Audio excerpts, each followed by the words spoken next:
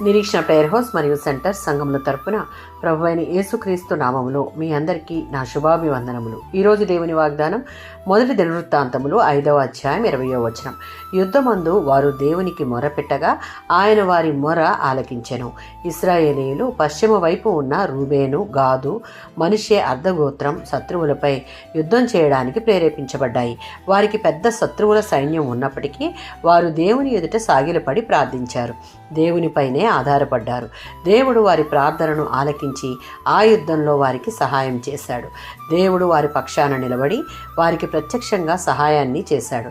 శత్రువుల సమూహాలు చాలా బలమైనవే, కానీ దేవుడు వారిని ఇశ్రాయేలీయుల చేతిలో పడేశాడు.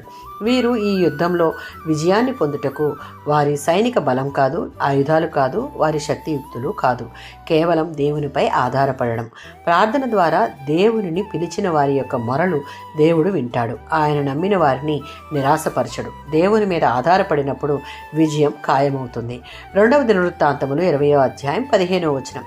యుద్ధం మీది కాదు, దేవునిదే. దేవుని మీద ఆధారపడి ఆయన అందే సంపూర్ణ విశ్వాసం ఉంచితే మనం ఎదుర్కోలేని యుద్ధాలు మన ముందు ఉన్నప్పుడు వాటిలో ఆయన శక్తినిచ్చి బలమునిచ్చి మన శత్రువుతో ఆయనే యుద్ధం చేసి మనలను విజయపదంలో నడిపిస్తాడు. దానికి మూలం విశ్వాసం. మన జీవితంలో కూడా పాపంతో, శోధనలతో, ఆర్థిక సమస్యలతో, రోగాలతో యుద్ధాలు ఉంటాయి. విశ్వాసంతో దేవుని సహాయం కోరుటకు దేవుని మీద ఆధారపడి ఆయనకు మొరపెడితే మనం ఎదుర్కొనే ప్రతి యుద్ధమును జయించే కృపనిచ్చి నడిపిస్తాడు. ఆమేన్.